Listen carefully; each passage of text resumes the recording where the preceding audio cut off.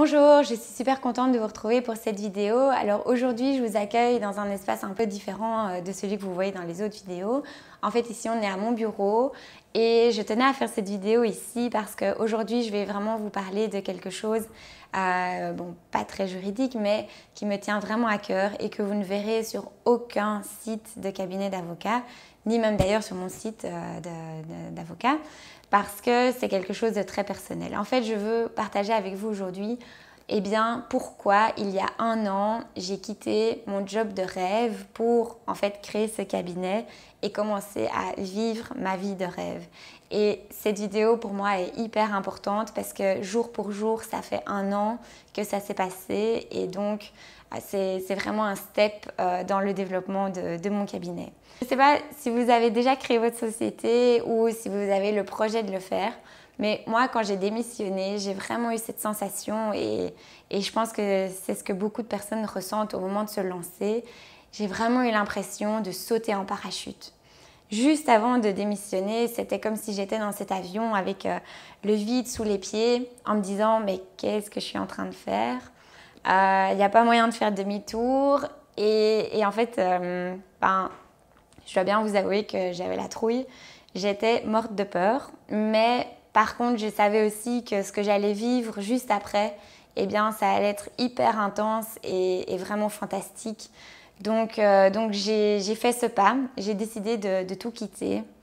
Et bon, bien évidemment, quand on fait ça, au début, c'est un peu la chute libre, hein, on ne sait pas vers quoi on va.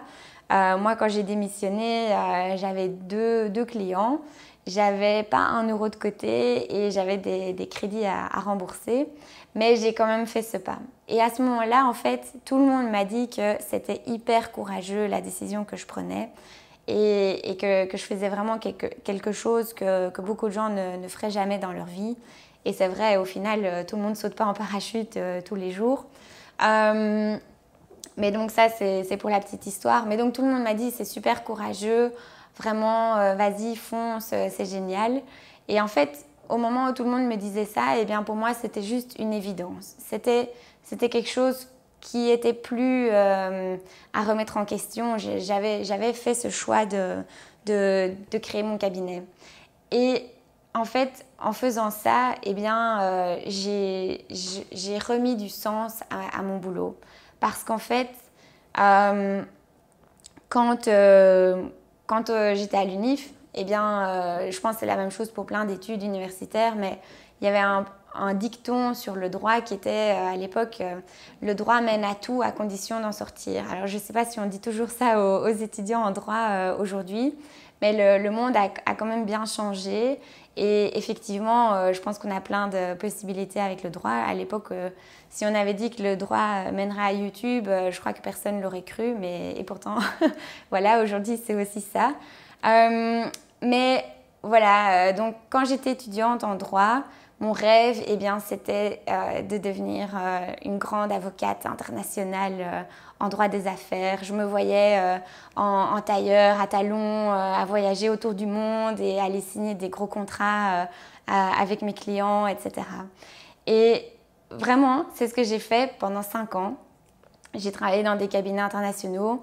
J'ai même travaillé à Londres, j'ai travaillé à Pékin pendant tout un temps.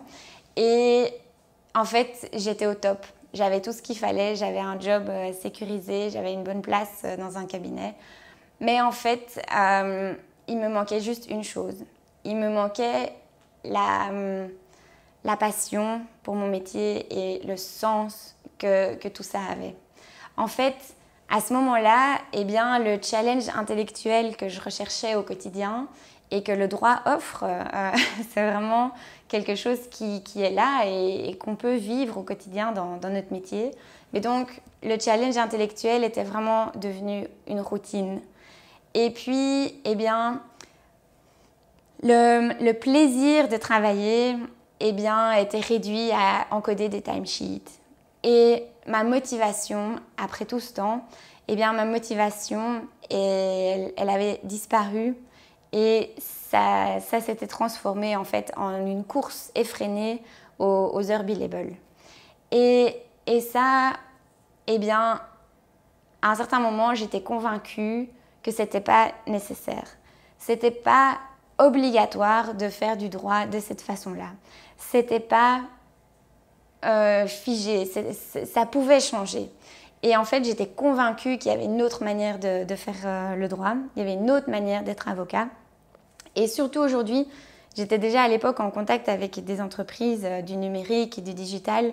Et déjà à ce moment-là, je sentais que toutes ces technologies pouvaient vraiment apporter quelque chose à notre profession et nous permettre de nous reconnecter avec notre cœur de métier, avec tout ce qui nous passionne dans les services juridiques et dans le droit. Et donc, convaincue de ça, eh bien, j'ai décidé de créer mon cabinet. Et bien évidemment, ça n'a pas toujours été simple. Il faut pas... Ici, ça fait 1 an, c'est encore aussi que le début. C'est pas grand-chose non plus. Donc, on verra, il y aura sûrement aussi plein de challenges à l'avenir. Et c'est sûr que c'est pas simple tous les jours. Et peut-être qu'aujourd'hui, je travaille encore plus que ce que je travaillais avant. Sauf que j'ai pas la sensation de travailler. J'ai la sensation de m'amuser tous les jours. Je participe à des projets hyper enrichissants. Je prends part à des expériences phénoménales, uniques. Et ça, c'est vraiment quelque chose que j'ai retrouvé en créant mon cabinet. Aujourd'hui, ça fait 1 an. Et en fait, tout ce qui s'est passé pendant cette année m'a prouvé que j'avais eu raison de franchir ce pas, de sauter. Et au final, d'avoir confiance dans le fait qu'il y aura un moment où le parachute allait finir par s'ouvrir. Et c'est ce qui s'est passé. Et en fait, cette vidéo, je voulais vraiment la faire. Et aussi grâce à vous tous qu'aujourd'hui j'en suis là. Et je voulais vous remercier. Je voulais vraiment vous remercier pour tout ça. Et je voulais commencer par remercier ma famille et mes amis parce que c'était eux qui étaient un peu dans l'avion et qui m'ont un peu poussée au moment où j'ai dû sauter en parachute. Donc voilà, surtout mon compagnon et ma meilleure amie, ils savent très bien de quoi je parle. Je voulais aussi remercier tous mes anciens collègues parce que voilà, du coup forcément les chemins se séparent un petit peu, mais je leur dois beaucoup. J'ai tout appris grâce à eux et je pense à eux très souvent. Donc voilà, un tout grand merci à vous tous. Et puis bien évidemment, merci à tous mes clients parce que dès le premier jour, vous étiez au rendez-vous. Et vous me prouvez tous les jours que j'ai eu raison de faire les choses comme j'avais envie de les faire. Et je suis hyper heureuse de vous accompagner au quotidien dans vos projets. Et puis, je voudrais aussi remercier tous les confrères que j'ai rencontrés pendant cette année parce que voilà, le barreau, c'est aussi une grande famille et vous m'inspirez tous, chacun à votre façon. Qu'on ait collaboré dans des dossiers ou qu'on était adversaires, c'était un plaisir de vous rencontrer et j'espère que ça va continuer encore longtemps. Et enfin, merci à toutes les personnes extraordinaires que j'ai rencontrées. Si cette chaîne YouTube elle est là aujourd'hui, c'est aussi par toutes les idées, tous les échanges qu'on a eus, par plein de bouillon de créativité qui est là, qui existe, tous les réseaux qui sont à la disposition des entrepreneurs. C'est vraiment quelque chose de génial et je suis vraiment hyper contente de vous avoir rencontrés durant cette année. Alors bien évidemment, comme je disais, c'est que le début, hein. C'est 1 an de création de cabinet. Donc je ne vais pas m'arrêter là et j'ai plein de choses que je voudrais concrétiser. Déjà pour l'année prochaine, donc voilà, je pense qu'au mois de juin 2018, je referai une petite vidéo, on verra où on en sera. Eh bien, j'aimerais vraiment concrétiser beaucoup de choses. La première des choses, c'est continuer à beaucoup mieux vous servir, à continuer à être curieuse à tout ce qui se passe dans cet environnement en pleine mutation. Puis, la deuxième chose que j'ai vraiment envie d'atteindre, eh bien, c'est développer cette chaîne YouTube parce que aujourd'hui, j'arrive à faire une vidéo par jour. J'ai vraiment envie de tenir ce rythme. C'est vraiment quelque chose qui me passionne, qui me rend très enthousiaste tous les jours au moment de faire le tournage. Et vraiment l'idée de partager un maximum avec vous. Dans l'année qui vient, j'aimerais aussi développer, d'avoir des interviews de confrères, de professionnels sur cette chaîne et de vous mettre de plus en plus de services en ligne auxquels vous pourrez alors accéder 24 heures sur 24 tous les jours quand vous voulez. Ça, c'est le deuxième objectif. Et puis alors le troisième objectif, eh bien, ce serait de pouvoir recruter 1 ou 2 collaborateurs pour travailler du coup en équipe.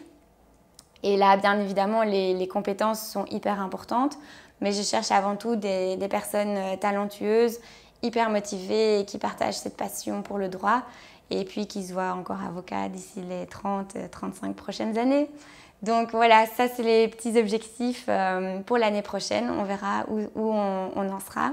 En tout cas, ça m'a fait plaisir de partager ça avec vous. J'espère que ça vous a parlé, que vous avez peut-être ressenti les mêmes choses quand vous vous êtes lancé dans votre entreprise. Et en tout cas, continuez dans vos projets.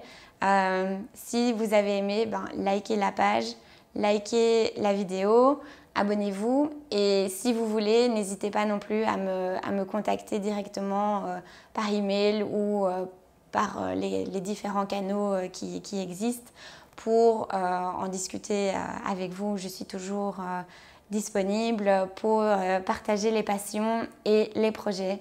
Et je vous dis à très bientôt pour une prochaine vidéo. Ciao!